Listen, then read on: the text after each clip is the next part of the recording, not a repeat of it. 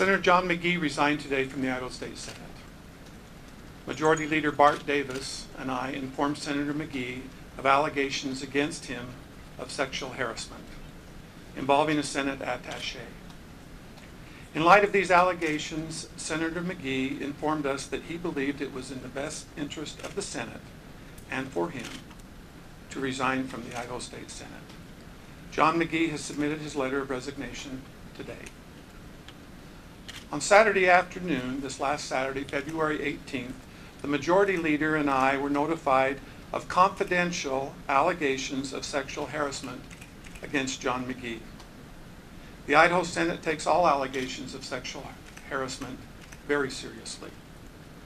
At our request, the Senate Secretary throughout Monday investigated and counseled the attaché to report the claims of misconduct to me.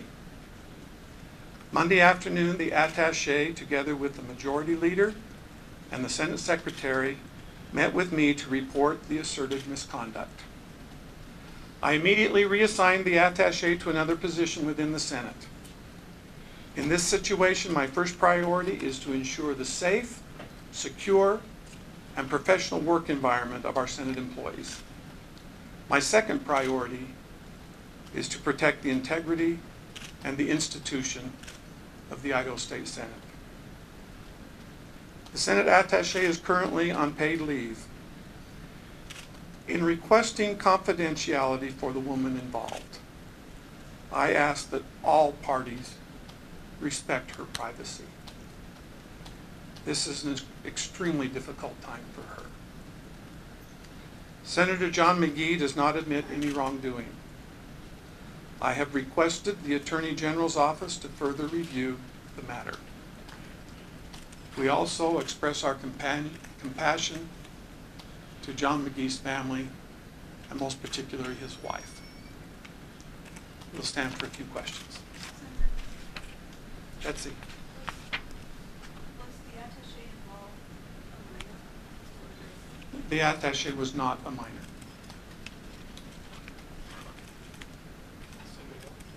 John? Did Senate leadership request that John McGee resign, or did he resign?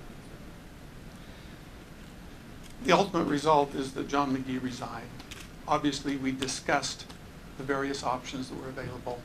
It was his decision. What were the other options? Well, there are a variety of options. Obviously, with the allegations, we would have considered an ethics committee made up of senators, Republicans, and Democrats to further investigate the situation. That's the only authority we have as an Idaho State Senator. Sir? Without graphic details, can you give us any more details on exactly what the allegations include and where it took place? I'm sorry, I just don't want to go there for the reason that it's still under review by the Attorney General's office. And until they finish their review, it would be inappropriate to go with those things. Thank you. Appreciate your understanding. Yes, ma'am. John, Senator McGee held a leadership position with the caucus. What are the next steps for filling that leadership position? The leadership position is an elected position of the caucus, the members of the caucus itself. We will be having another election within the next week or so in order to elect a new chairman of the caucus. Dan? Is the Attorney General's investigation continuing after the resignation? Thank you, Dan. He will continue a review of the situation for whatever reasons. We just need to make sure that the state is protected, that the woman is protected, that all interests are being taken care of, and so he'll be conducting a review even though the resignation has taken place, yes. Is there any prospect of a criminal charge? Is that part of the AG's review? That would be up to other agencies. Idaho State Senate doesn't have authority to follow. Well, Senator Davis is the attorney up there. Is criminal conduct a possibility here, or can you rule it out? I don't know what the Attorney General will do. But you're familiar with the allegations. If you can't rule them out, fine. But I think people are going to want to know, is this potentially a crime? I don't know the answer to that. I'm just a country lawyer that practices commercial law. 2 more questions. Or none is fine too. Well, Senator Winder, you were among those who said, in a rather unusual move, that you disagreed with the caucus when he wasn't removed as your caucus chair. Do you have any thoughts in terms of what this does to the